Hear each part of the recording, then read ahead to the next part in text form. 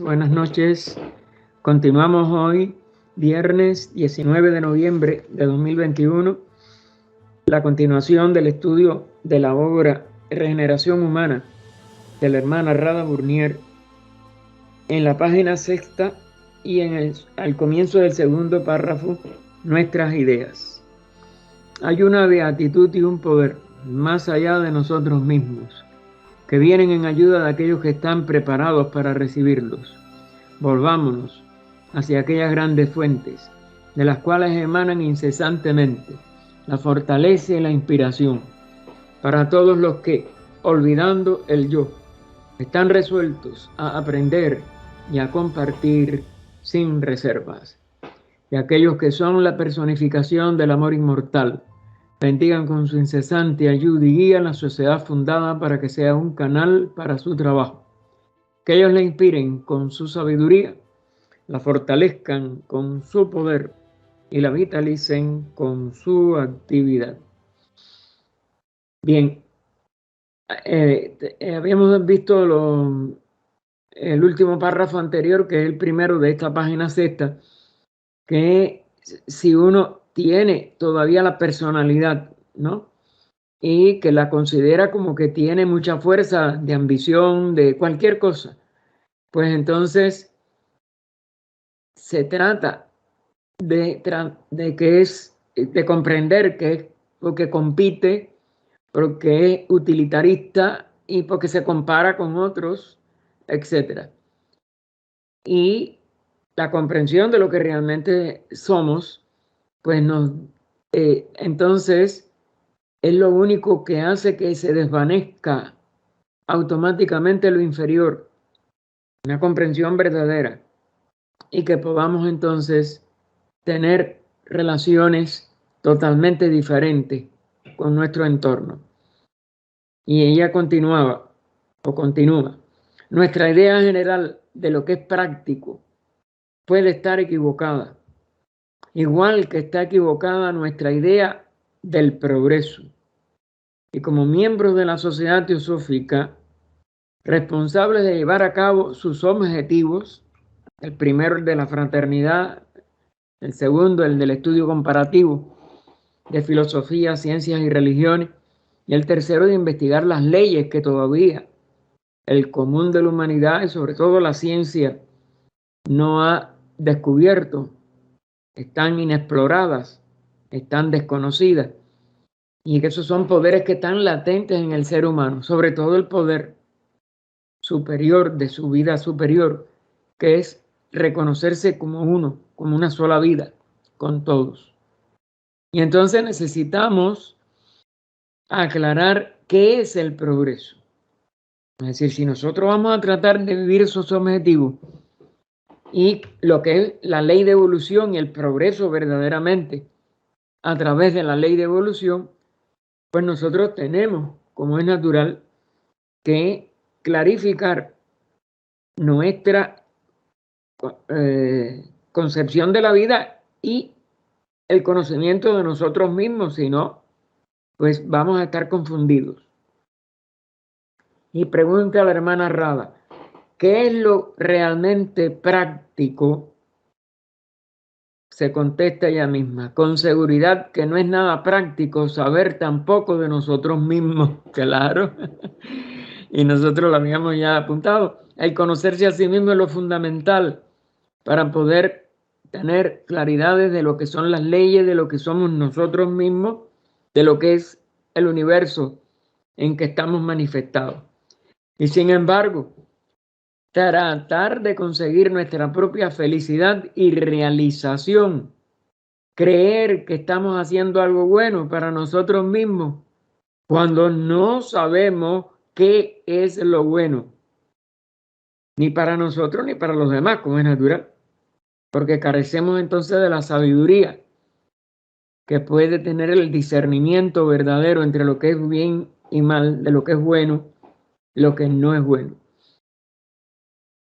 Continúa resumiendo, en el contexto del mundo tal como es actualmente, la sociedad teosófica debería señalar ciertas cosas. La sociedad debe aclarar que tratar de los desafíos externos, con el mundo manifestado, material, etcétera, no es suficiente. El desafío externo es producto del desafío interno. Es decir, todo lo que se manifiesta objetivamente nace primero dentro de nosotros mismos. Y por tanto, si hay un desafío en lo externo es porque el interno provoca su reflejo en el mundo exterior. Que recuerden que es un reflejo, su verdadera causa y su verdadera esencia como problema, como dificultad, con lo que sea, como desafío, pues está dentro de nosotros. El cual se produce en el interior de la mente, en la psique. La mente es la destructora de lo real, nos dice la voz del silencio, es la que nos hace concebir las apariencias, los reflejos como la realidad. Y eso ya está totalmente desfasado de la realidad. La sociedad humana no puede cambiar a menos que cambien los individuos. Este fue, vamos a decir, la concepción y la enseñanza más repetida y más insistida por Krishnamurti en sus 60 y pico de años de labor en pro de la humanidad y de su capacidad para cambiar y salir del atolladero en que la humanidad se ha autoencerrado a través de las respectivas personalidades de sus componentes, como es natural. Y el cambio debe ser hacia una perspectiva de universalidad. En lo económico se le ha llamado la globalización y muchas personas la rechazan porque ha sido concebida con una perspectiva egoísta de nada más tratar de que los más ricos puedan ser los únicos ricos y dominar al mundo, etc. Y eso no es una universalización. Una universalización es la suma de todas las unidades de expresión individual, de todas las mónadas humanas, que por igual tienen que unificarse, pero para el propósito de la ley de evolución y del bien de todos, no predominios o luchas entre unos y otros y entre, como dijéramos, los que más poder pueden tener para aplastar a los que tienen menos poder o no tienen ninguno. Las soluciones han fracasado hasta ahora porque todas las pretendidas soluciones o los intentos de solucionar son fragmentarias, es decir, carecen del sentido de la unidad o de universalidad total verdadera. La vida, que es una sola, pero que al manifestarse en miles de millones de seres humanos, parece compuesta de muchos seres cuando sigue siendo una sola vida y un solo ser, y no hay, por tanto, el sentido de la unidad total con que hay que solucionar todos los problemas humanos para que la ley de evolución avance. Las soluciones han fracasado hasta ahora porque son fragmentarias, nacen de mente fragmentada. Es decir, no han nacido de la unión de la inteligencia, no de la mente inferior, sino de la verdadera inteligencia superior, con el corazón del sentido de unidad, de amor y de respeto por todos los seres y todas las criaturas. Son soluciones momentáneas para unas gentes determinadas, destinadas a beneficiar a un área en especial, un país, un grupo económico, etc.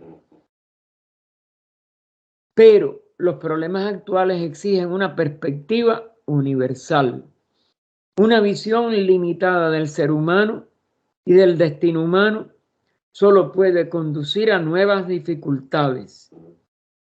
Que un grupo, que algunas líneas de expresión humana o de expresión de seres humanos, para hablar con más precisión, pueda desconocer a todo lo demás y, como se decía en uno de los antiguos refranes, ¿no? Ande yo caliente y ríase la gente. Con indiferencia a que si yo tengo solucionado mi frío y ya tengo calorcito de una calefacción o de una chimenea, pues ya no me importa los que mueran de frío en otros lugares, pues aún alrededor mío. Son soluciones momentáneas para unas gentes determinadas, destinadas a beneficiar a un área en especial, pero los problemas actuales exigen una perspectiva universal. Una visión limitada del ser humano y del destino humano solo puede conducir a nuevas dificultades, porque se enredan cada vez más y el karma lo enreda todavía peor. Se necesita una perspectiva mucho más amplia que proporciona la teosofía como sabiduría divina, no como las obras o el resultado de nuestros líderes, etcétera, que aunque puedan reflejar mucho de la verdadera sabiduría total, nunca van a estar ni va a tener cabida nada más que en algunas mentes. Esa es una sabiduría sin límites que tiene que seguirse investigando y realizando paso a paso por todos los que sean sinceros buscadores de esa verdad y de esa teosofía. Para el ser humano es importante conocer lo que es y lo que puede ser, porque nuestro cerebro, nuestra capacidad mental, no puede abarcar todo lo que es. Y también tiene siempre que seguir investigando a lo que todavía, aparte de la parte de lo que es, que ha descubierto, tiene que seguir tratando de investigar lo que puede ser. Aunque solo lo comprenda en parte, esto altera sus relaciones con todo lo demás, no solo con los otros seres humanos, sino con todo lo que existe en la vida. Es decir, los demás reinos, las demás manifestaciones de esos reinos y todos los reinos que todavía no haya podido conocer o descubrir. Si la nueva perspectiva cambia las relaciones, la sociedad humana también empieza a cambiar. Porque, ¿qué es la sociedad sino un entramado de relaciones? Es decir, es como una tela, como un telamen, como una urdimbre y la otra no me acuerdo, que van entrelazando todos los hilos que componen esa tela, y la sociedad, la humanidad es una tela completa, total, omniabarcante. Así pues, la sociedad teosófica tiene una importante responsabilidad a su cargo, como es la de poner de manifiesto una renovación en el modo de considerar las cosas, lo cual también será una renovación en las relaciones y en la sociedad. Y no solo en el nivel humano, sino que también será una renovación con los demás reinos. todo esto debe ser debatido en detalle.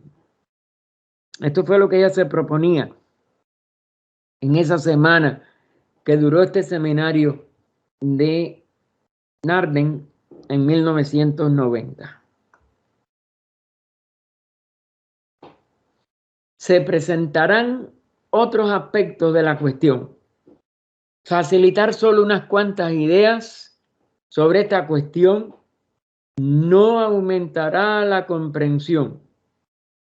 Deberíamos tratar de ver toda la cuestión muy claramente en lo profundo de nuestro corazón. Deberíamos preguntarnos, ¿qué es lo que la humanidad necesita? ¿Cuál es el cambio fundamental que tiene que haber en la sociedad? Ese cambio puede tener lugar sin un cambio radical en los seres humanos a nivel individual. Esta es importantísima. ¿Cuál es el papel de la sociedad teosófica para contribuir al cambio necesario? ¿No se trata acaso de terminar para siempre con problemas tan graves como la desigualdad, la explotación, la crueldad y la inseguridad?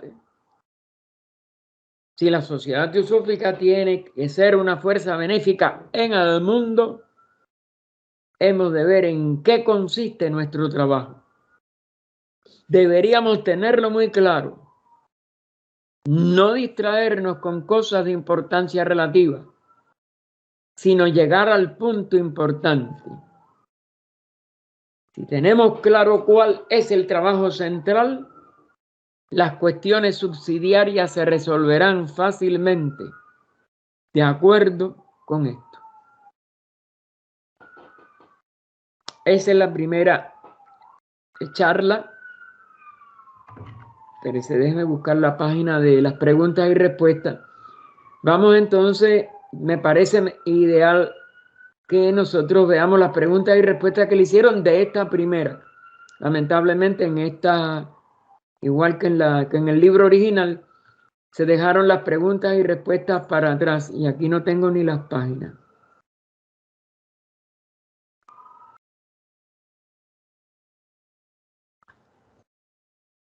Déjenme ver si yo la puedo.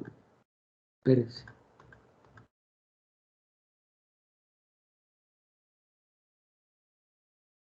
Llegar hasta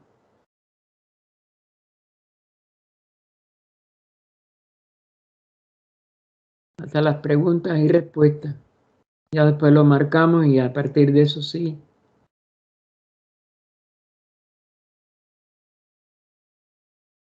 Esta es la conclusión. Debates. Los debates. ¿Ven? Porque los debates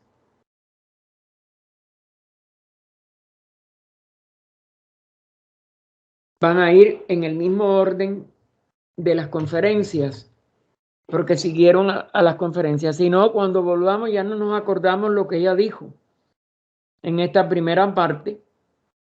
Y entonces los debates que siguieron pues van a ser en orden de todas las cosas que ella habló. En esta primera parte de los debates que está entonces en la página, tengo que anotar esto porque eso a mí después se me va a olvidar. Y así podremos tener una mejor ordenamiento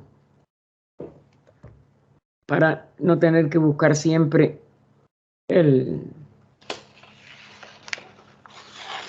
Ajá.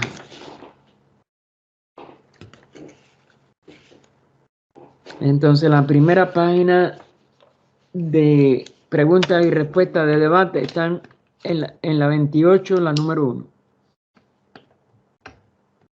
Ya cuando yo termine aquí esta pregunta y respuesta, antes de ir al 2, que sabemos que está ya en la página 7 u 8, pues tendremos igual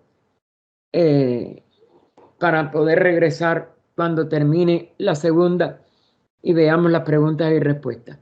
Radha, cuando empezó el debate de esta primera parte, explicó: el propósito de organizar aquí estos 2 seminarios es un propósito práctico.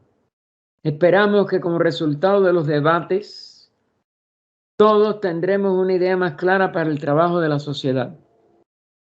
Aquí hay representantes de muchos países de Europa, claro, principalmente porque se hizo en Holanda, y también de otros continentes. Había hermanos de América, de allá de la India, de las Filipinas, etc. En muchas partes del mundo hay secciones, ramas y grupos de la sociedad teosófica. Algunos de ellos tienen poco claros los fines de la sociedad y de la fraternidad universal sin distinciones, que es nuestro objetivo, porque el primero es el único que debe de comprometerse todo miembro que entra a la sociedad.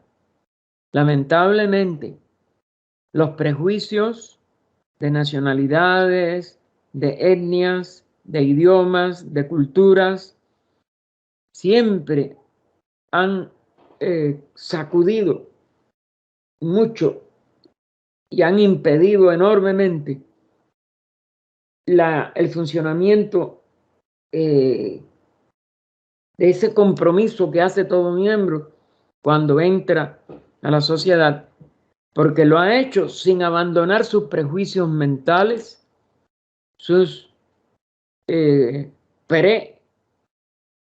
preconcepciones que le han mantenido en una vida de determinadas separaciones o de determinadas discriminaciones que no son compatibles con el primer objetivo.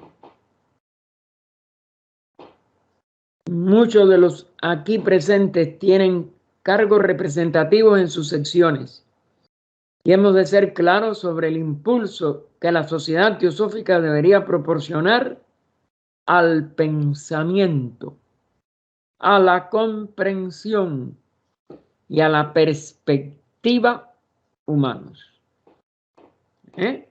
Pensamiento, comprensión y perspectiva. Aquí hay 3 puntos, 3 columnas verdaderas de lo que nunca debía de ser pasado por alto en la aplicación, en primer lugar y sobre todo del primer objetivo, pero también en la forma en que enfocamos los otros 2, porque la sociedad es un todo y aunque se compromete nada más cada miembro a cumplir con el primero, no debería nunca enfocar el segundo o el tercero de una manera, como si dijéramos, desvinculada con la comprensión del primero y la práctica del primero. Porque en realidad los otros 2 objetivos, aunque no sean obligatorios, es decir, la persona no tiene que ocuparse de ellos o profundizar en ellos de una manera obligatoria, pero si se ocupa de ellos lo debe de hacer a la luz tanto de la fraternidad universal, que sí es el compromiso, como a la luz de que pueda coadyuvar a enriquecer el cumplimiento de ese primer objetivo. ¿Por qué? El estudio comparativo de las 3 disciplinas fundamentales de la mente humana, de la capacidad humana de inteligencia, porque es más que la mente, es la inteligencia, pues son vitales para darnos cuenta si estamos de verdad concibiendo y viviendo el primer objetivo de una manera profunda, adecuada, abarcante. Y el tercero nos daría el poder de autodescubrir las leyes que nos van a capacitar para poder cubrir las deficiencias que sobre todo del primer objetivo surjan en nuestra vida diaria, pero aún que van a poderse comprender de una manera cabal si nuestra investigación de filosofía, ciencia y religión, de la sabiduría divina contenida en esas expresiones del saber humano y del estudio humano y del comportamiento humano, porque tienen que ver con la ética, tienen que ver con la forma en que vivimos. Todo eso es lo que haría la integridad del todo y la utilidad total que podríamos darle al movimiento teosófico. ¿Ya? Impulsar a través de nuestro trabajo teosófico la evolución humana.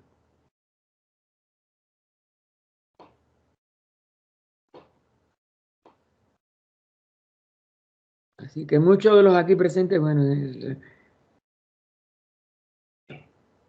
entonces ella quería dinamizar, es decir, que la sociedad teosófica se mueva, sea más dinámica cada día.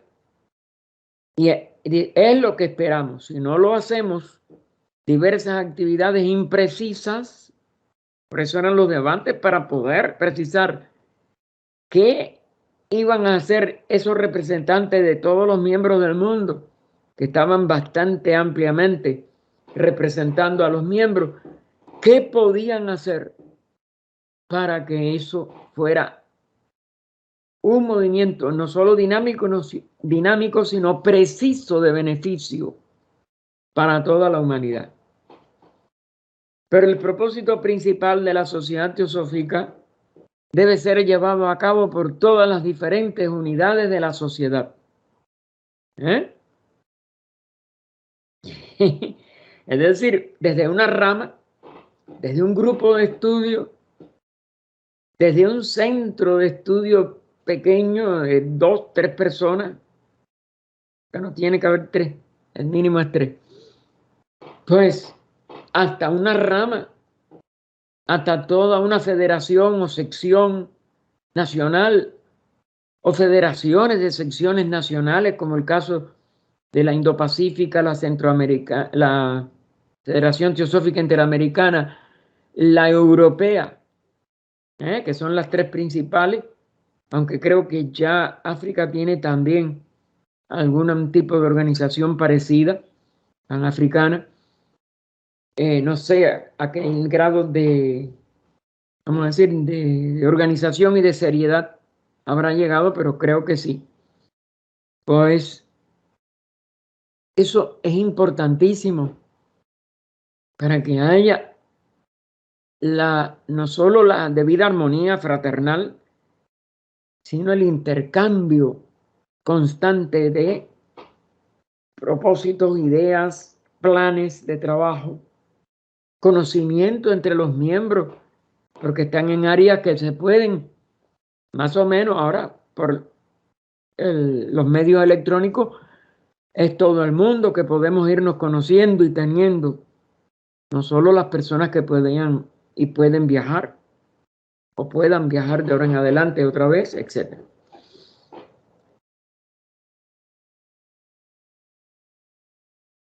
Y entonces ella aclaró entre corchetes: las preguntas y los debates que siguen a continuación no están en orden cronológico, han sido ordenados de acuerdo con los temas de las conferencias. Es decir, algunas de estas preguntas se presentaron de nuevo con respecto a un tema anterior. Hubo, como es natural, un intercambio libre, pero la ventaja de este libro es que ella las ordenó para publicarlas. Y aquí vamos a tener respuestas sobre todo con respecto a el orden de los temas en que ella enfocó las charlas, que fueron 7, si mal no recuerdo, y que aquí vamos a ver las preguntas sobre la primera. Claro, hay algunas preguntas que van a tener algún tipo de interrelación. ¿Por qué? Como es natural, nada está del todo aislado. Pero bueno, las principales con respecto a la primera conferencia son estas que vamos a ver ahora aquí. La pregunta primera que ella hizo constar: ¿Cuál es el cambio fundamental que se necesita para que la Sociedad Teosófica sea realmente una organización útil para la regeneración humana?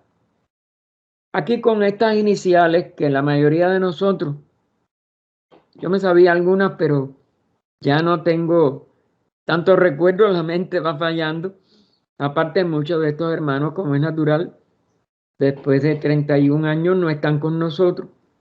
Y entonces ya a uno se les va olvidando a veces ellos. Pero algunos sí les voy a, los que yo me sepa las iniciales, se los voy a decir, aun cuando hayan, ya no estén con nosotros. De no me recuerdo quién pueda ser.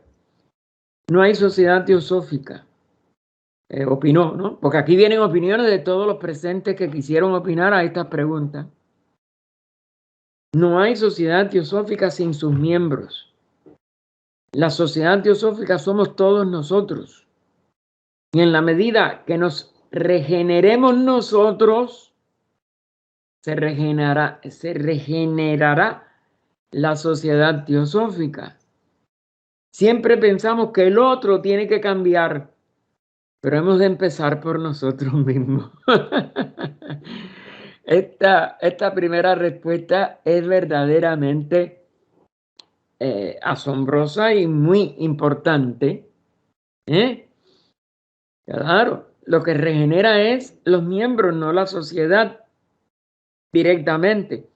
La sociedad, claro que cambia si sus miembros están a la altura de expresar lo que es la teosofía y la vida teosófica.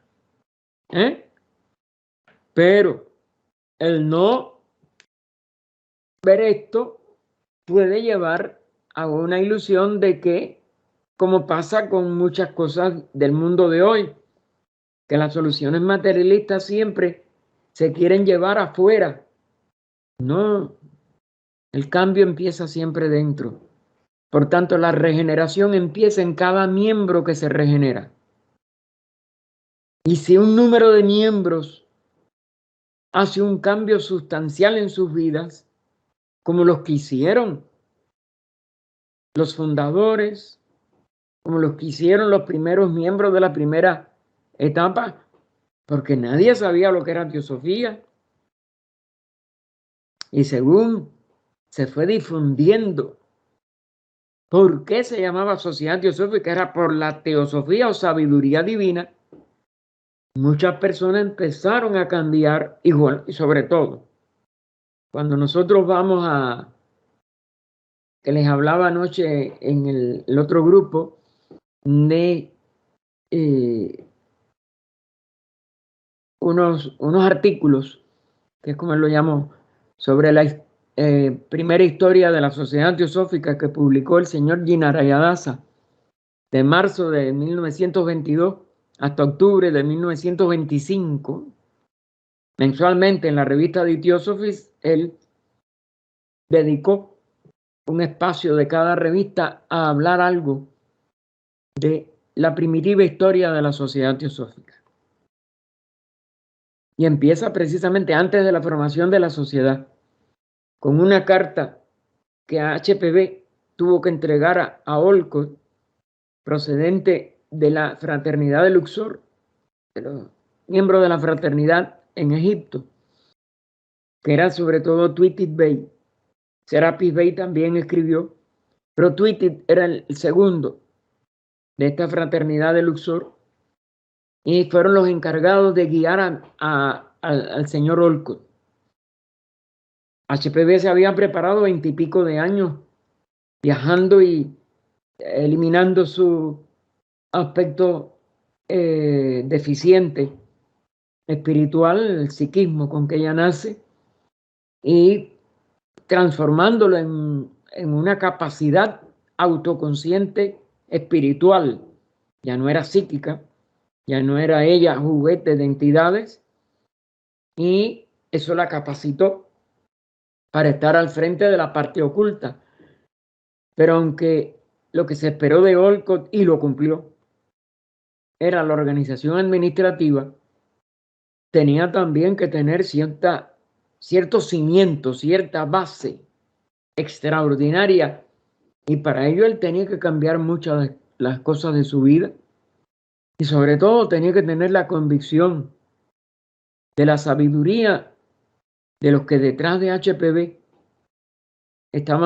iban a fundar este movimiento, porque esta carta es de mayo de 1800, no tiene fecha, está entre marzo y mayo, pero antes de mayo, o quizás, o en los primeros etapas de mayo de 1875. Olcott estaba siendo entrenado por estos adeptos y le hicieron, vamos a decir, partícipe de lo que se esperaba de él, pero de los cambios que él tenía que hacer en su vida, si se iba a entregar a eso completamente. La esposa de Olcott no lo siguió, los hijos de Olcott no lo siguieron, y él se tuvo que ir para la India. Esa era una de las posibilidades que había en el momento, aunque los maestros trataron inicialmente de probar si la sociedad teosófica era capaz, sobre todo porque donde hacía falta el cambio más grande era en Occidente, que no tenía ni nociones del ocultismo en general, y él que tenía capacidades administrativas para poder hacer muchas cosas, aparte de ciertos aspectos que ellos trataban de que ellos dos pudieran de verdad trabajar unidos, dar un ejemplo de lo que era, como es natural, la fraternidad aquella. Después, ustedes saben que Dayanand Sarasvati, ellos previeron a los 3 años que iba a fracasar y le dan la orden a los dos. Bueno, a HPB era la que le podían dar la orden. Blavatsky se lo pidió a Olcott. Y él aceptó y se fue y abandonó toda su vida, toda su familia, etcétera, y no volvió a Estados Unidos hasta muchos años después, ya muy cerca de su muerte. Estas son las cosas, las pruebas que él tuvo que pasar, y él todas las venció. Pero sin una previa preparación ocultista directa, pues no podía ser. Y es por eso que Twitty y Serapis Bey, que recuerden que desde la primera carta le dice, try, inténtelo. TRY. En inglés es una palabra casi que de las más cortas. En nosotros es, haga el esfuerzo, inténtelo. Y eso no fue fácil para él. Y ahí vemos cómo aún antes de fundarse la Sociedad Teosófica, y sí por lo que él hace positivo a la humanidad aquí en Occidente, de poder alertarle de los peligros de la mediunidad y de los fenómenos y de la atmósfera negativa y de las enfermedades que padecían los que eran verdaderos medium. Todo eso él lo captó, que está en De Gente del Otro Mundo, que ya la tenemos traducida al español. Pero él no solo dio la talla en eso, dio la talla después de la fundación de la sociedad. Su discurso inaugural, que está puesto en aquí mismo, en esta misma, yo creo que en casi todos los grupos sale, que María Luisa, creo que fue la que nos las puso a través del chat. Tenemos la estatura a que él ya se yergue el 17 de noviembre del 75. Y eso todo miembro de la sociedad debe tener, no solo ahora cuando lleguen los aniversarios, a cada rato volver a repasar los conceptos básicos de la alocución inaugural de la sociedad. La otra persona que sigue nos dice, en los primeros tiempos de la sociedad, que tampoco recuerdo ahora qué nombre qué apellido puede ser. En los primeros tiempos de la sociedad se insistía mucho en ser un verdadero teósofo, y lo resalta entre comillas. Y esto tiene un profundo significado que implica muchas cosas que vienen al caso para muchos debates, como viveka, vikara y compasión. Viveka, vikara y compasión. Tal vez podamos ayudar haciendo que la Sociedad Teosófica sea un canal útil para el progreso humano, mientras nosotros nos dedicamos a convertirnos en verdaderos teósofos. Una tarea de toda la vida. Muy acertado, muy acertado. Convertirnos en verdaderos teósofos no solo es una tarea de toda la vida, sino de todas las vidas en que nosotros perseveremos. Porque si se persevera en una, pasa a la otra, porque eso deja escandas o un karma positivo que con el nombre o no el nombre, no importa, con la institución o no la institución, porque no sabemos lo que va a pasar de aquí a una encarnación que casi siempre es hasta de varios miles de años, entre una y otra. Pero sí, la condición de lo que es ser teósofo. Como paso evolutivo,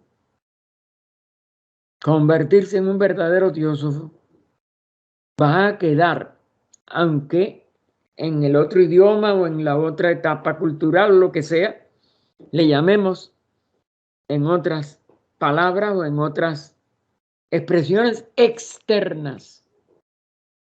Pero es el ansia de verdad de buscar, encontrar y realizar la realización de la vida una, de la vida total. Eso es lo que es un verdadero teósofo. Eso es lo que convierte a un ser humano en un verdadero teósofo.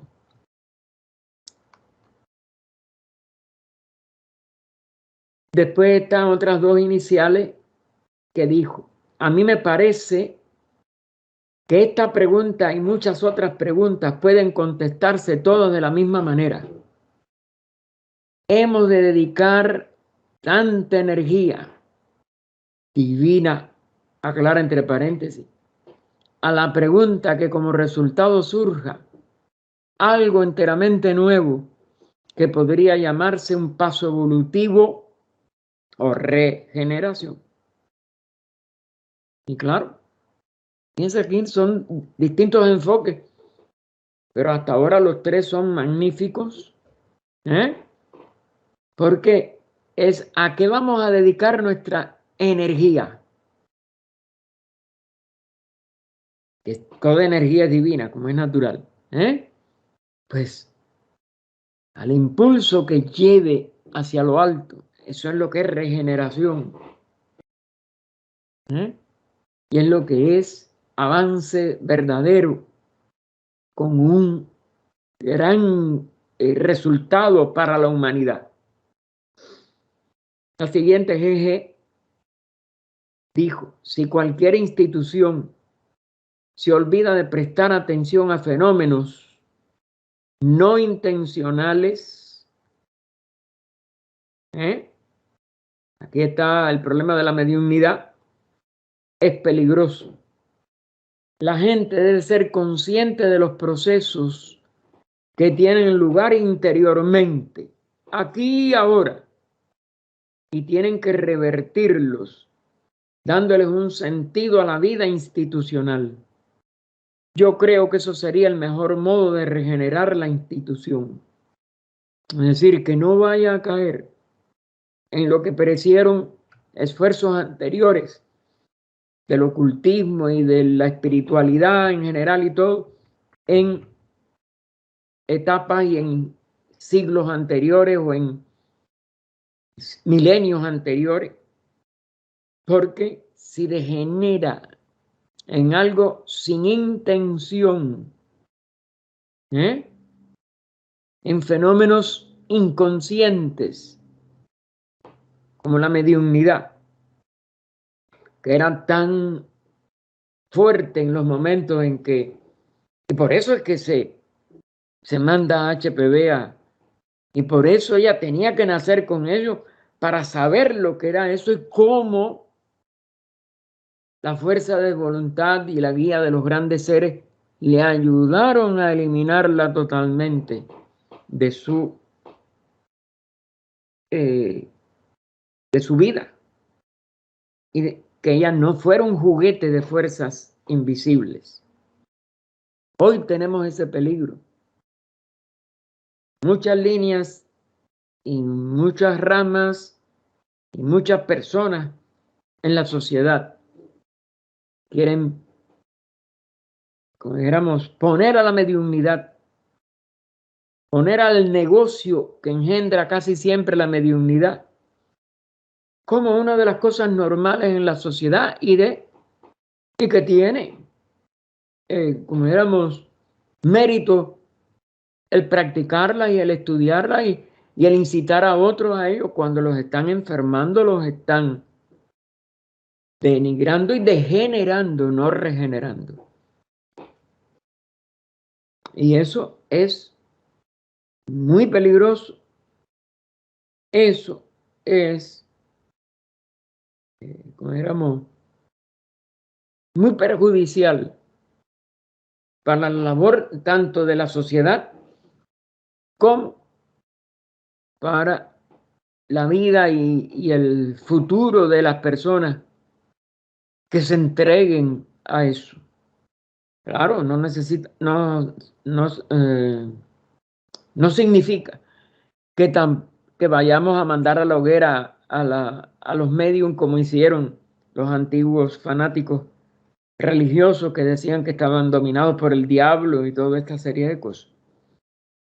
No se puede, de lo sublime a lo ridículo nada más que hay un paso y ese paso, no solo a lo ridículo, a lo trágico, de lo sublime a lo trágico, de lo sublime a lo ridículo, nada más que hay un paso y ese paso puede ser esta ignorancia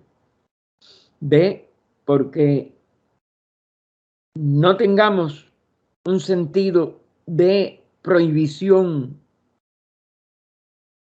a estas prácticas y que no se gana nada con prohibirlas, pero hay que estar atentos para poder estar constantemente estudiando, informando, diseminando.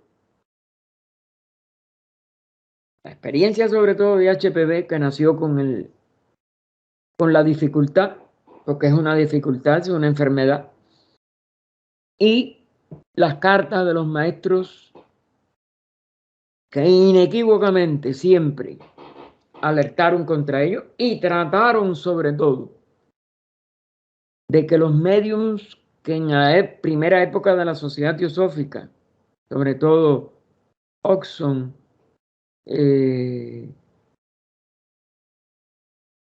no recuerdo ahora otros nombres, pero hubo varios, bueno, algunas de las hermanas a las cuales aún se le aceptaron como posibles discípulas y se les dieron instrucciones para que eliminaran a través de la fuerza de la voluntad, como hizo HPV, las tendencias a la mediunidad o la incipiente mediunidad, alguna era incipiente, etc. Y vemos la cantidad de fracasos que lamentablemente ocurrieron. Y a ningún medium se le puede aceptar en una verdadera enseñanza oculta. Eso fue lo que le pasó a Sócrates. Y después una imprudencia del mismo lo llevó a tener que beber la cicuta. La segunda pregunta. ¿Cómo deberíamos considerar el karma y la reencarnación respecto a la regeneración humana?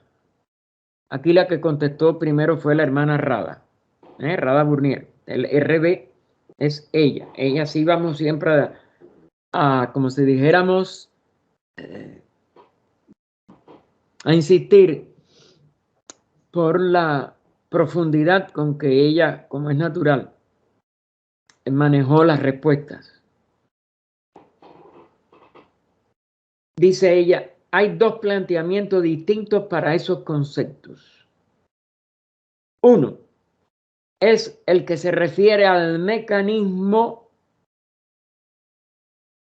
del cómo la ley funciona, ¿se dan cuenta? O las leyes, porque bueno, karma y reencarnación son dos caras de la misma moneda en ciertos aspectos, pero en otros aspectos tienen sus especificaciones que no es fácil para nosotros del todo, como dijéramos, separar, porque la reencarnación implica karma y karma implica y necesita reencarnación porque no se puede llevar la totalidad de cualquier karma a su estado de finalización, de equilibrio total, porque karma es acción, pero también es equilibrio. Y por tanto, se necesita entonces sucesivas reencarnaciones hasta lograr esa condición de que karma esté reducido a cero o total ausencia de deudas kármicas, de efectos que no se hayan manifestado. Entonces, bueno, ella abunda. Uno es el que se refiere al mecanismo y que no tiene nada que ver con el contenido interno o el propósito de los procesos del karma y la reencarnación. Puede que esto no baste para la regeneración. Resulta de ayuda conocer algo de los procesos de karma y reencarnación. Las personas que no lo conocen tienen mucho miedo de lo que ocurrirá después que el cuerpo muera. Aparte de no poder tener la certeza de poder seguir teniendo una relación con el fallecido, que es lo que más, vamos a decir, no solo aterra, sino afecta a los deudos que quedan de una persona que es amada. Se convierten en las víctimas de los sacerdotes, de sus promesas y de sus amenazas. Y esto, todo el que ha estado en relación con personas creyentes sin una, como dijéramos, sin una sabiduría, porque puede haber fe razonada, pero cuando es fe ciega, la persona puede ser no solo explotada de alguna manera, bien, si no vas a misa vas a ir para el infierno, etcétera, etcétera. O si no das una determinada ayuda, entre comillas, sacrificio, pues no vas a poder resolver el problema que te preocupa, de la muerte de un ser querido, de tu muerte propia, etcétera, etcétera. Y en líneas supersticiosas, pues la persona tiene que hacer una serie de desembolsos o de prácticas de matanzas de animales o de matanzas hasta de seres humanos para poder salir del miedo que la superstición le provoca. Cuando conocen algo del karma, se dan cuenta de que su destino está en sus propias manos y no en manos de un poder arbitrario en la tierra o en los cielos.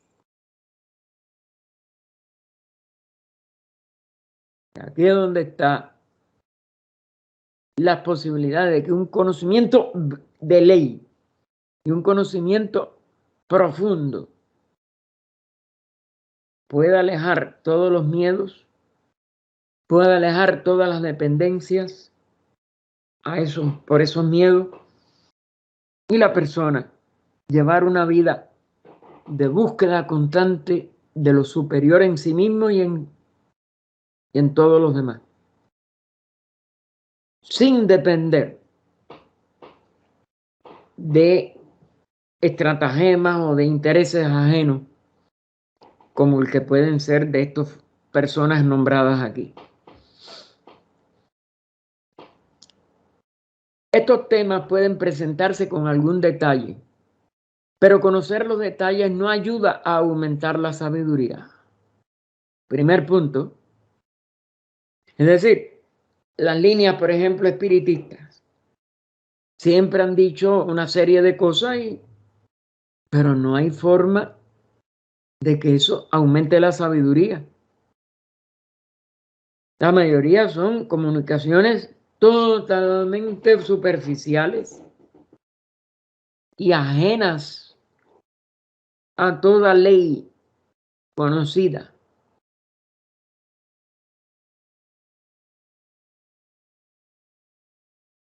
Es completamente imposible si no se profundizan estas leyes y no se alcanza una realización en conciencia de lo que esas leyes representan y de lo que esas leyes,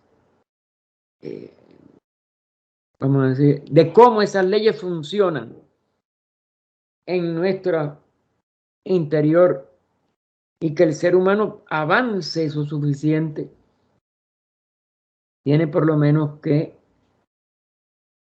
alcanzarse algún tipo de razonamiento, de comparación con leyes conocidas de la naturaleza, etc.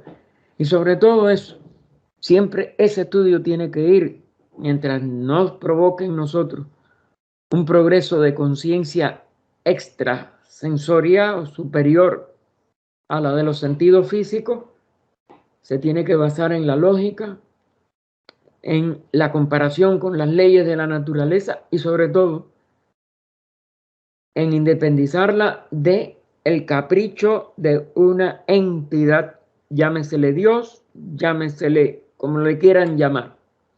La ley es impersonal y el ser nada más que estudia leyes de acción-reacción, sobre todo en el caso de las leyes de reencarnación y karma. Y eso es lo único que nos regeneraría. Todo lo que el karma aporta contiene en sí la oportunidad de despertar. Es decir, si nosotros lo más profundo es considerarla como leyes, el primer paso es quitarle de que es un Dios caprichoso o un Dios que podemos comprar con oraciones, con sacrificios, entre comillas, porque siempre es sacrificar a otro, ¿no? No al que lo busca, etcétera. Y entonces, cuando esta ley o estas dos leyes, que son, repito, dos consideraciones de distintos nombres para una ley en el fondo total, pues el ser humano tiene que ampliar su capacidad de comprensión de todo en la naturaleza como funcionamiento de leyes. Eso es muy difícil en la generalidad de la humanidad ignorante de hoy.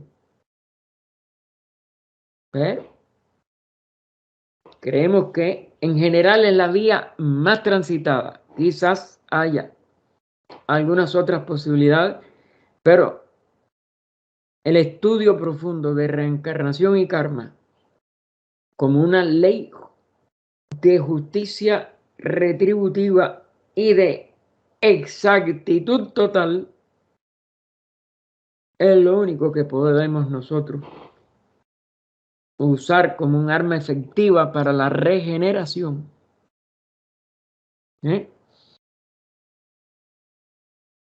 Y Radha abunda. Si comprendemos el karma y la reencarnación adecuadamente, vemos lo que está ocurriendo a un nivel más profundo del proceso. Porque la ley va hacia adentro. Todo lo que el karma aporta contiene en sí la oportunidad de despertar. Porque es una ley totalmente justa, totalmente exacta. Mientras más se le profundiza, más descubrimos su exactitud y su sabiduría. Porque no es un ser que tenga sabiduría, pero se expresa esa ley de reencarnar, de reencarnación, con una realidad total.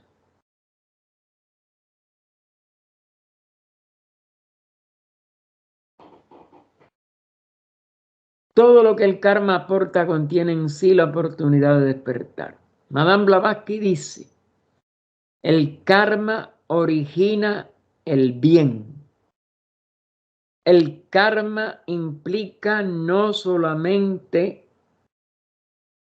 desastres y crisis, que es también una de las, vamos a decir, la actitud pesimista de muchas personas que ven el karma como algo que se le impone. No ven la ley como una expresión de armonía, de justicia, que tanto puede verse en su arista de cómo la maldad, la violación de leyes, etcétera, engendra dolor, sino que tiene la contrapartida del amor, el servicio, el bien engendra un despertar a la sabiduría extraordinario. Y por ello, unas nociones mal digeridas de karma pueden ser, como si dijéramos, capaces de desviadoras, no solo capaces, desviadoras de una comprensión. Pero si la persona es bien llevada a través de pasos verdaderamente profundos y completamente lógicos, sobre todo con éramos intensificando la explicación lógica de cada punto de la ley, no puede desesperar a nadie, no puede verse como algo ajeno a uno que se le impone, sino la consecuencia exacta de nuestra capacidad de poder ser responsables de cada pensamiento, sentimiento y acción. Esa tríada, ¿no? Que nosotros iniciemos. Y que todo lo que inicie otro ser, si no encuentra en nosotros la armónica atmósfera creada, si es algo bueno, por nuestras buenas pensamientos, palabras, acciones, sentimientos, etc. O nada más que la respuesta a lo que ya nosotros estamos enredados en mentiras, ausencia de amor, etcétera, etcétera, es donde único podemos entonces tener una posibilidad de preocupación, pero no una, como dijéramos, desastrosa e ignorante expresión de miedo ante algo que parece desconocido o que parece vengativo, etcétera, etcétera. Claro, dar a conocer la ley del karma es una responsabilidad enorme para cualquier persona. Primero, para comprenderlo ella misma, si lo quiere estudiar. Pero si lo quiere enseñar a otros, tiene que prepararse mucho más profundamente para no hacer más daño que bien. Unas lecciones mal digeridas de karma y reencarnación son terribles. Un proceso de enseñanza de karma y reencarnación luminosamente y metódicamente realizado hace imposible que aumente la ignorancia, la desesperación, las malas interpretaciones, etcétera, de la persona más sencilla, de la persona más elemental en cuanto a ponerse en contacto con estas leyes. Y lo único que hay que hacer es eso. El que nos pregunte de karma, de reencarnación, inmediatamente nosotros, antes de contestar, consideramos imaginar, es decir, ponernos en la circunstancia de que no supiéramos nada. ¿Y qué más nos estimularía para considerar a karma y reencarnación como nuestras leyes o la ley? Porque en la realidad son, como les dije, dos caras de la misma moneda. La ley más alta para inspirarnos y para darnos certeza interna de seguridad.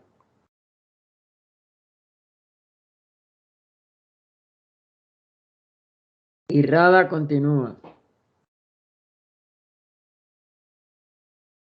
Bueno, este está, yo no me acuerdo, porque como es un párrafo largo, se me pierde el punto y seguido. Bien, este está relacionado con la regeneración. Si comprendemos el karma y la reencarnación adecuadamente, vemos lo que está ocurriendo a un nivel más profundo del proceso. Todo lo que el karma aporta contiene en sí la oportunidad de despertar. Otra de los puntos más acertados de esta respuesta de Radha. Madame Blavatsky dice: el karma origina el bien. Se apoya, ¿no?, en nuestra fundadora. Origina el bien. El karma implica no solamente desastres y crisis. Karma lo es todo. Y en el compendio el otro día que alguien preguntó algo, la ley una, todo es karma. Y la ley una es la que comienza un universo, lo mantiene el universo y lleva el universo a su reposo. Cuando está cumplido todo lo que es el plan de evolución de ese ciclo, como si dijéramos, florecido, se ha logrado. Karma es la ley de armonía, karma es la ley de todo lo que es la esencia de la sabiduría y de todo lo bueno. Lo que pasa es que el sentido instintivo animal, porque todo lo instintivo viene de los reinos anteriores, el sentido instintivo animal que queda en un ser humano que no ha alcanzado la sabiduría suprema y siempre por tanto queda un resto de su ignorancia, es lo que hace de acicate para el miedo al karma, para el miedo a lo que va a pasar, para el miedo a la muerte, para el miedo. El que comprende que el universo total es una armonía desde lo más profundo hasta lo más superficial. Si se comprende todo el proceso desde lo profundo, desde la verdadera génesis de una manifestación, haría imposible todos estos disparates, todas las supersticiones y la ignorancia que hoy predomina en el mundo.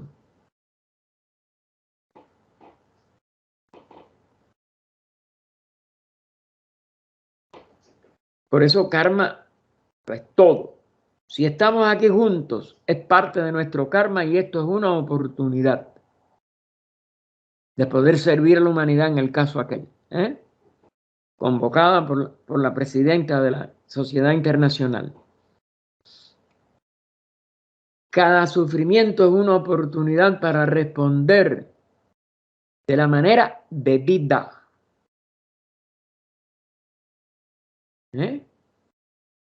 Todo el proceso es un movimiento. La característica fundamental tanto del espíritu como del espacio en que se manifiesta ese espíritu, que es su base sustancial. Y todo es la expresión de ley, ley y ley y ley. Y la ley nunca puede ser ni propiciatoria ni contraria a nuestra libertad o a nuestra felicidad, etc.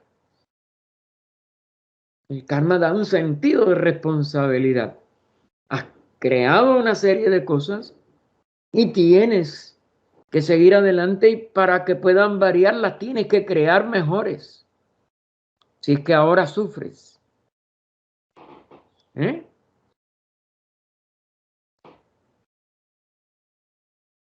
Cada sufrimiento es una oportunidad para responder de la manera debida. Todo el proceso es un movimiento, como lo decía. Las experiencias se nos presentan para que podamos aprender a responder al desafío adecuadamente. Cuando algo llega que nos impresiona o que nos conmueve o que nos sacude, lo que sea, lo que primero tenemos que preguntarnos, ¿qué tengo que aprender? ¿Por qué siento esto si el karma es un constante aprendizaje? Y nada sucede que no esté en el karma.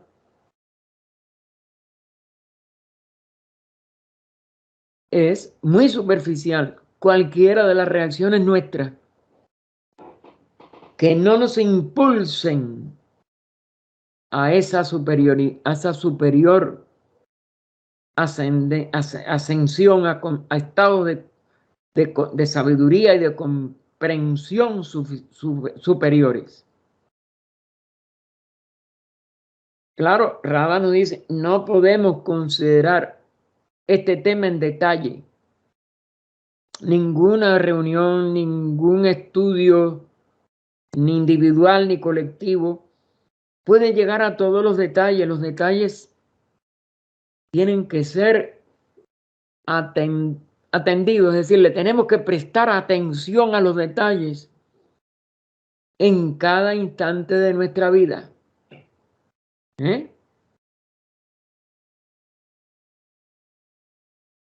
No podemos considerar este tema en detalle, ni ninguno, pero hemos dicho lo suficiente para darnos cuenta de que si el estudio de karma y la reencarnación aporta alguna comprensión de lo que se está consiguiendo internamente por medio de este proceso, el vivir, tiene mucho que ver con la regeneración, pero no si nos perdemos en pequeños detalles.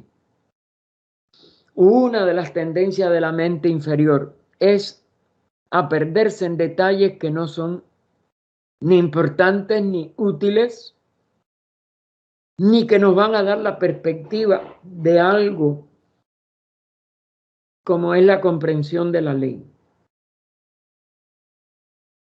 Hay detalles en lo pequeño, en lo que es, como si dijéramos, menudencias,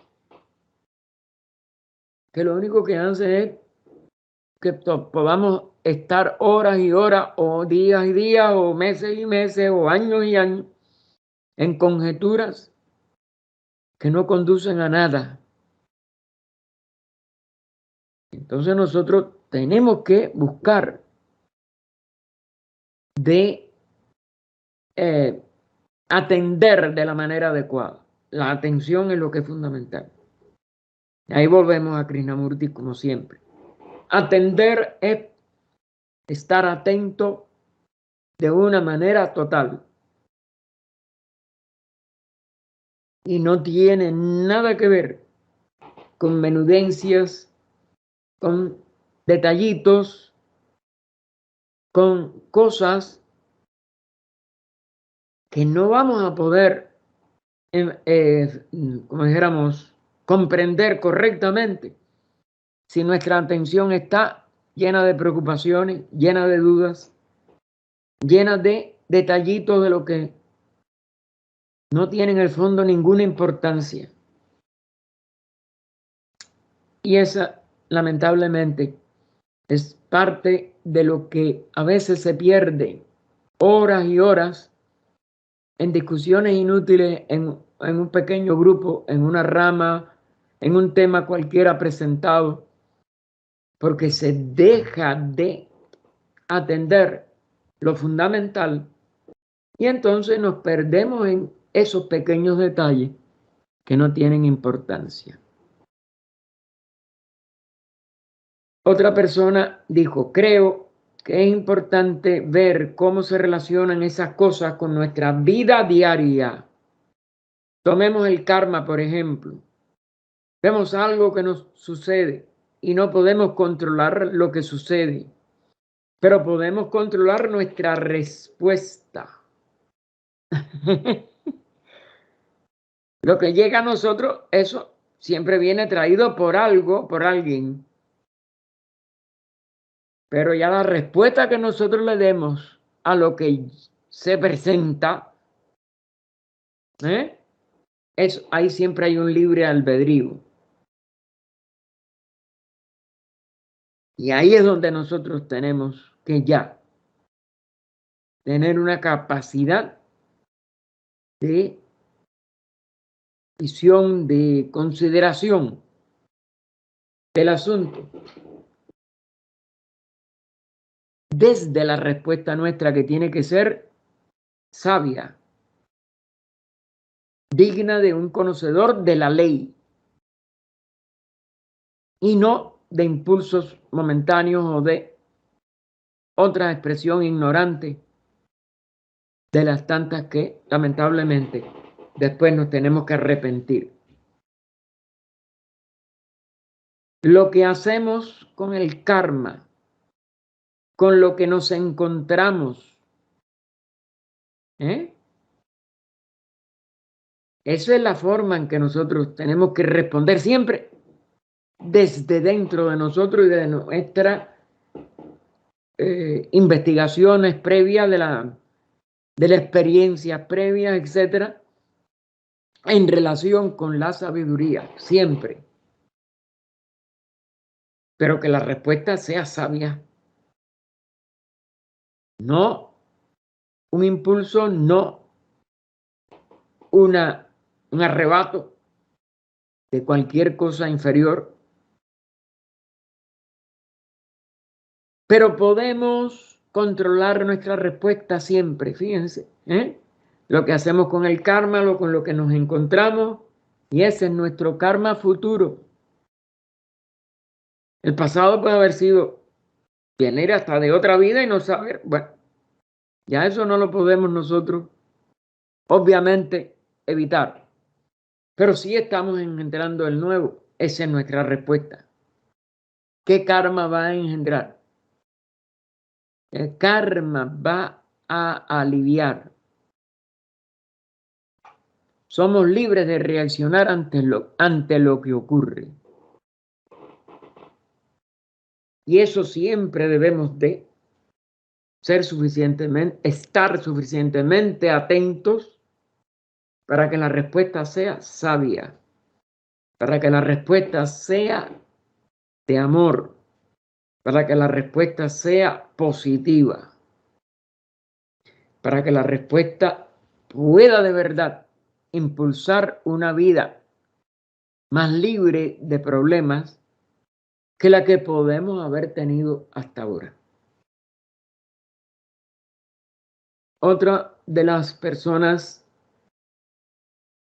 contestó: si sabemos que tenemos muchas vidas ante nosotros, que podemos perfeccionarnos vida tras vida, y que este perfeccionamiento está en nuestras propias manos, entonces nos damos cuenta de cuán fructífero será cualquier esfuerzo para ser seres humanos más perfectos. ¿Qué ayuda podemos aportar a los demás en el futuro? Sobre todo, no preocuparnos tanto de lo que a nosotros nos pasa, nos ha pasado, nos está pasando, sino si somos capaces de ayudar a otros, de aportarles algo. Las leyes de acción y reacción se sabe que son completamente positivas para todos.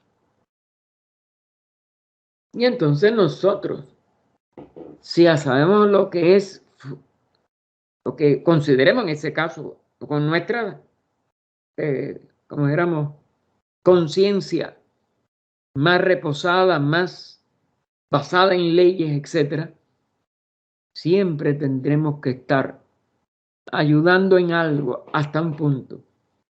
Y esa ayuda se irá creciendo y por tanto irá aliviando algo del pesado karma del mundo. Y claro, cuando lleguemos ya a lo que es nuestra perfección, pues ya eso será mucho más alto, aunque sea la perfección aplicada al nivel humano. Recuerden que no hay perfección total, que la evolución sigue, pero que mientras más continúe, más podremos inspirar, más podremos ayudar, más podremos estimular a los demás. Hemos de convertirnos en la levadura, que faculte a la masa humana que se levante. Ustedes saben la cantidad de levadura para transmutar toda una masa de harina es insignificante con respecto a esa masa. Por eso esto es un símbolo de una de las cosas más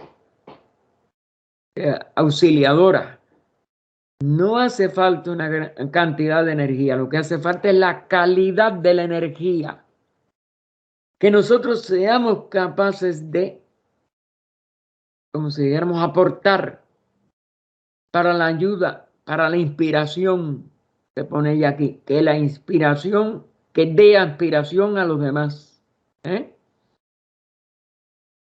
Y no importa la cantidad, recuerden el ejemplo de la levadura. De modo que la humanidad en conjunto pueda mejorar a través del esfuerzo que hacemos. No va a ser por una cosa, como es natural, superficial. Tiene que ser a través de una profunda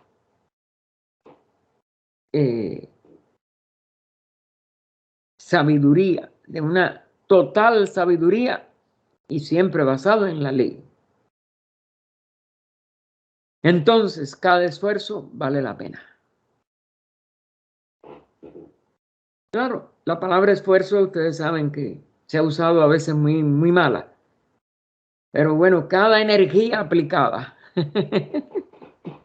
Porque si nosotros, a la vez que tenemos una comprensión de la ley, de una ley, pues tenemos una energía aplicada.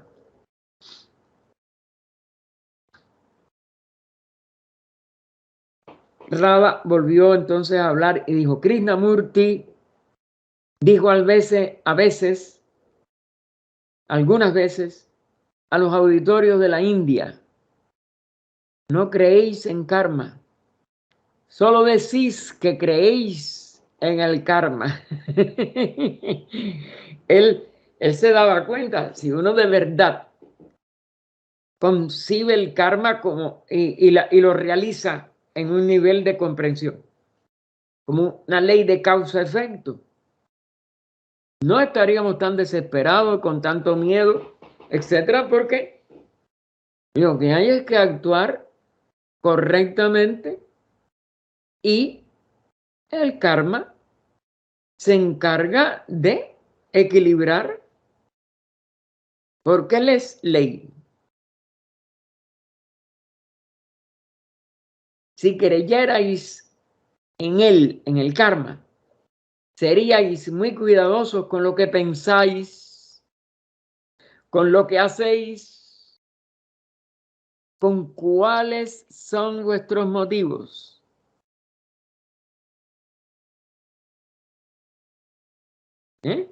¿Se dan cuenta?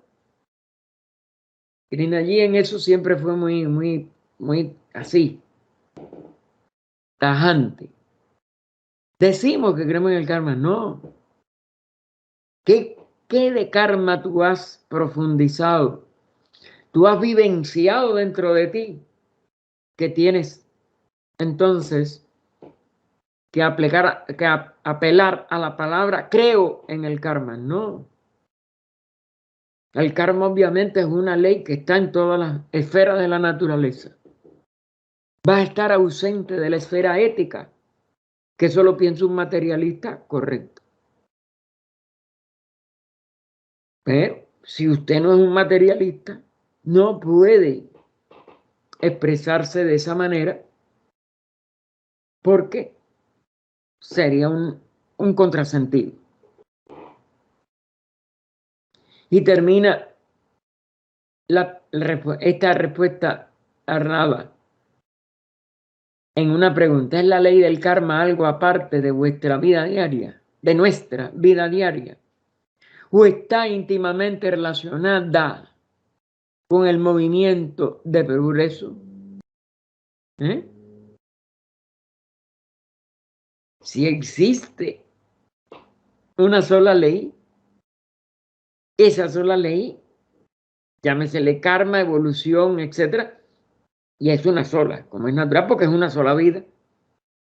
No es nada más que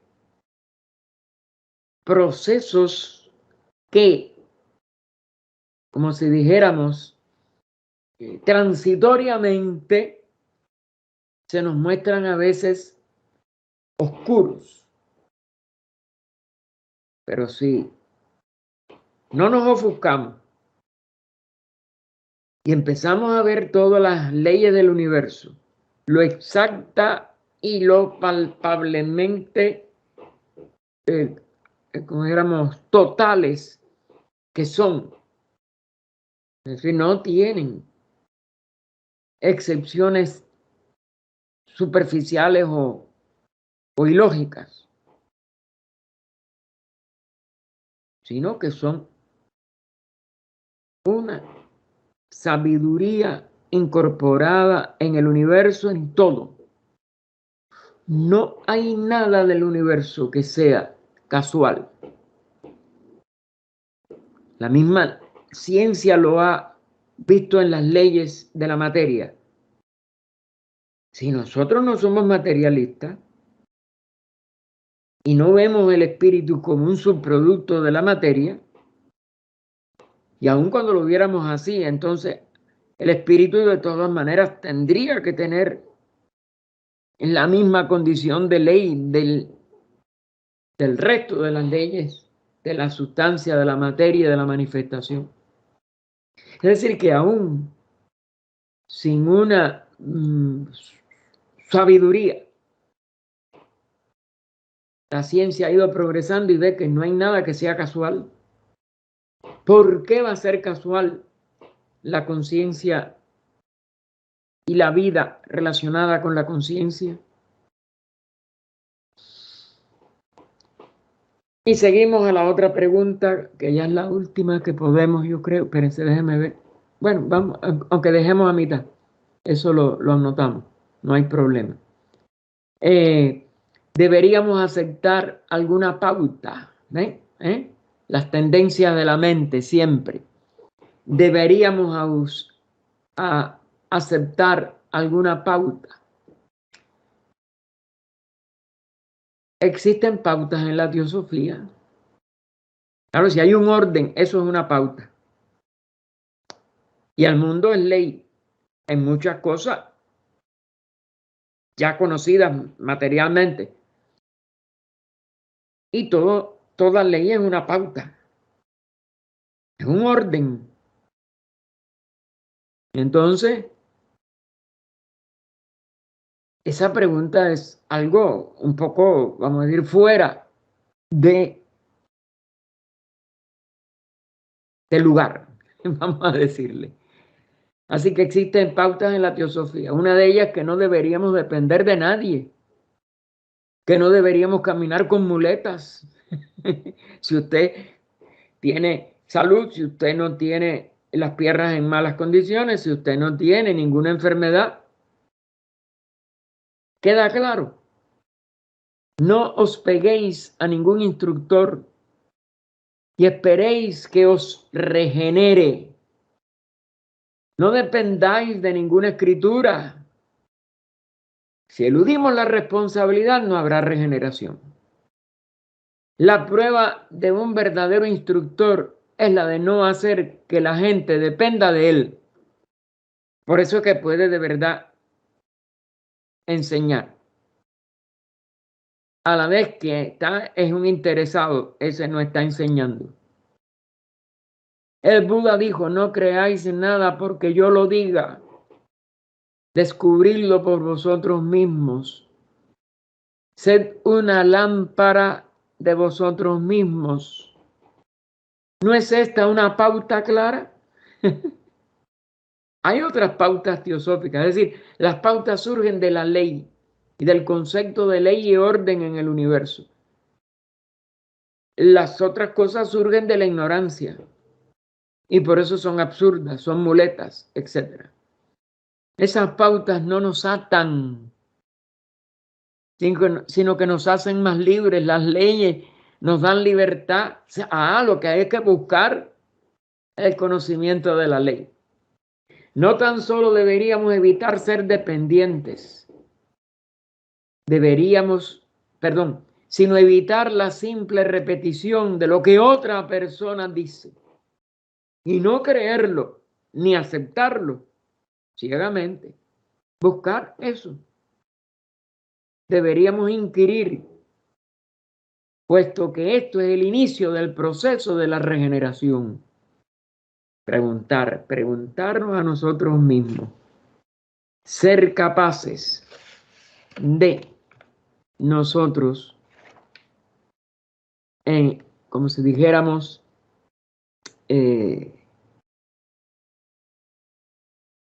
tener un pensamiento libre de sujeción y nada más que sujeto a las leyes que podamos descubrir. Tenemos que dejarlo aquí. ¿Qué significa en debates? En la página 30, ¿qué significa inquirir? Es decir, la verdadera investigación. ¿Qué significa eso? Oh vida oculta que vibras en cada átomo, oh luz oculta que brillas en cada criatura, oh amor oculto que todo lo abarcas en la unidad, que cada ser que se sienta uno contigo, sepa que por lo tanto es también uno con todos los demás. Paz, paz, paz a todos los seres. Así, en la tarde de hoy, o ya noche para algunos, de el 19 de noviembre de 2021, y en la segunda sección del libro, en la página 30, para las preguntas y respuestas de los debates, nos quedamos en esa página 30 y en el párrafo que comienza con la pregunta, ¿qué significa inquirir? Continuaremos Dios mediante el viernes próximo, y a los que estudian en la otra sesión en 1 hora, nos veremos.